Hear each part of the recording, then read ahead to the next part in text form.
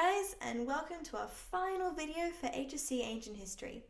Give yourselves a pat on the back because by the end of this video, you will be in the perfect position and mindset to buckle down and start studying, because that is what we're going to be going through today, the most effective study techniques and habits for ancient history. Now, first things first, I'm sure you all agree, studying hard is hard. Do you ever find it difficult to motivate yourself to study? Do you feel really overwhelmed by the sheer amount you have to work with, or do your notes just not sink in? If so, then you need to be studying smarter, not harder.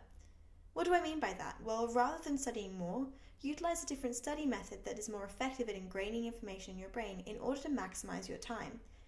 Out of all the HSC subjects, ancient history really is one of the most high content, so time maximization is even more important for you guys. First off, let's have a look at the best way to study sources, something that students tend to find particularly tricky and time-consuming. So why are sources important? Well, if we look at the meter of knowing things, you'll see, without sources... You know nothing, Jon Snow. Yeah, that. Whereas with sources, you can be like the iconic Estelle Laser, who knows a lot of things because she utilizes a lot of sources throughout her work. It's impossible to know everything, but to be honest, Estelle Laser has come pretty freaking close. With that in mind, as we've already said, don't make statements in ancient history without sources. To smash ancient history, you need sources for all the syllabus dot points, for every one of your topics. For the core study in particular, you not only need sources for all the syllabus dot points, but also sources from both Pompeii and Herculaneum. Yeah, I know what you're thinking. So you're telling me I need a range of written, epigraphical, and archaeological detail for every syllabus dot point and every minor syllabus dot point for every single one of my topics, including a source from both Pompeii and Herculaneum in section 1? Oh my God! Okay, it's happening. Everybody stay calm. What's the procedure, everyone? What's the procedure? Stay calm! Wait. Everybody calm down! I know, it's a lot. But what if I told you that there was a way that you could satisfy that requirement easily while simultaneously cutting your workload in half? In the same way that many people will pick the same related text for Discovery in Module C for English, yes, you can actually do that. You can also significantly lighten your workload for ancient history by strategically studying the sources that relate to multiple sections of the syllabus. For example, take this source, the Dionysiac frieze from the Villa of Mysteries in Pompeii. How does the Dionysiac frieze relate to the syllabus? Because remember, as Nisa cannot ask you a question outside of these parameters, it has to relate somehow. So, like all sources, the Dionysiac frieze relates to the range of available sources, particularly wall paintings. The fact that it depicts the priestesses of the cult of Dionysus means that we can use the source as evidence for various occupations within Pompeii, along with the role and significance of women during the time and the dynamic status within society. Furthermore, as the fresco depicts what appears to be a social gathering, perhaps of worship, it can also be used as evidence for food and dining traditions, and the clothes that they are painted wearing provides insight into the clothing of the time. As it was found within the Villa of Mysteries, we can check private buildings off the list as well as the Greek art, architecture, and link to Greek religion, as Dionysus was the Greek god of wine and religious ecstasy, means that we can tick off influence of Greek culture and by extension the impact of foreign cults.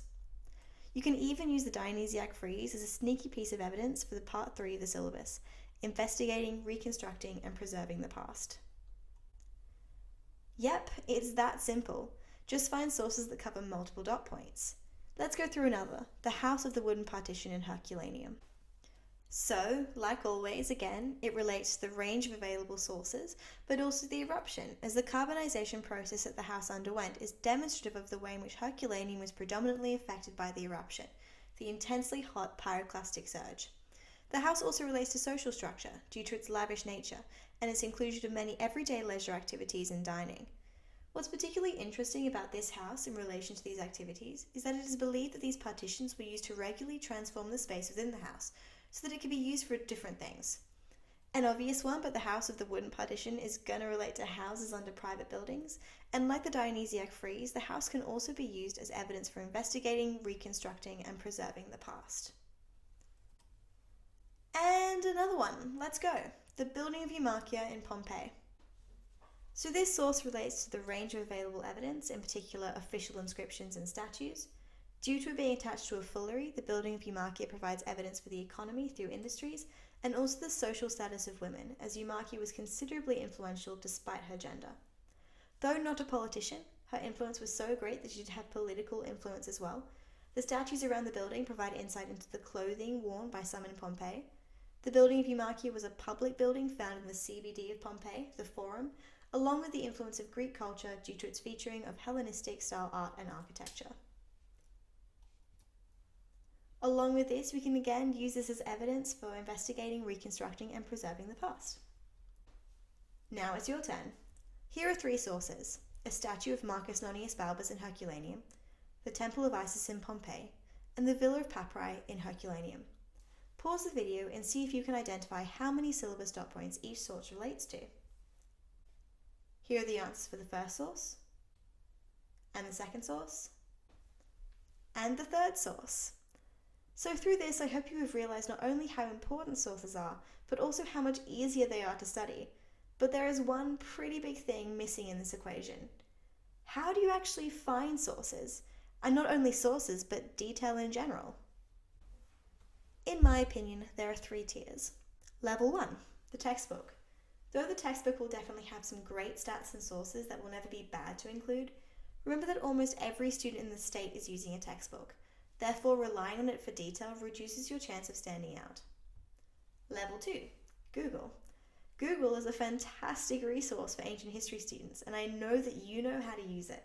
It really isn't that hard to type in villas of Pompeii or quotes about Tiberius and Sejanus' relationship, but it can reveal a wealth of information that'll make it look like your responses are super well researched. But what's better than looking well researched?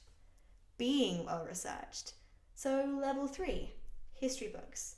Now I'm realistic. I don't expect you to read an entire book on ancient history in the middle of your HSC. I mean, if you want to, go ahead, by all means, more power to you. However, I know that for most of you, that really isn't a feasible expectation. However, even if you only read a few extracts, it'll definitely improve your responses. Not only will you be able to pick up on some of the crucial detail that many other students will be missing, but you'll also be able to read and absorb the various arguments of historians as well, which should help when it comes to formulating your own. But what do you do with this detail once you've accumulated it? Where does it go? I recommend constructing a detail table. Detail tables are a fantastic way to learn and memorize because they are structured according to the syllabus and only include detail, no content or arguments. This means that it is targeted and focused, allowing you the ability to quickly check when you can. Before exams, I'd always just go over my detail table and see how much I could remember using a look, cover, write, check method. But ancient history is more than just listing dates. You need to know how to formulate an effective argument as well. But how do you do that? Practice, practice, practice. Now look, when it comes to studying, the way that you study should be personalised, and by this point you should know roughly what works for you. For me, I didn't write notes, besides maybe a couple of tables. I'm a practical-based learner, meaning that I actively need to be doing something in order for content to sink in. Therefore, writing notes is a huge amount of time, preparing for a study technique, reading notes that just didn't work for me. Instead, I focused on doing past papers and getting them marked by a teacher, or you can pop them onto ATAR notes and I'll mark them for free. If you do write notes, base them around arguments and themes. Rather than just writing a slide of content, structure the content in a way whereby you can easily study the links, patterns, and arguments.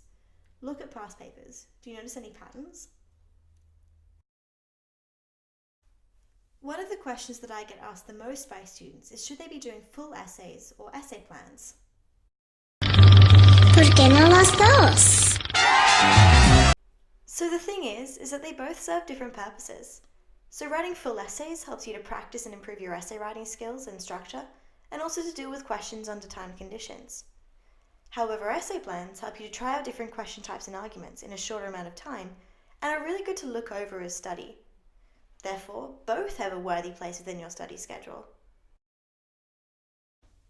So another fantastic way to prepare for making arguments in the exam is to construct an argument and interpretations table. So these are one of the best ways to study for the more analytical sections. This is because they go through the common debates or issues related to your topic. So you go through all the different interpretations and how they can be justified. even the ones that you don't necessarily agree with. The reason why you go through both sides is because one of the best ways to prove your own point in an essay is to disprove the opposition. Another reason why argument and interpretation tables are so fantastic is, again, they're a form of active study. So they help you form your own opinion, plus see which arguments are easier to assert in a response. Here is a template for an argument table, using Agrippina the Younger debates as an example.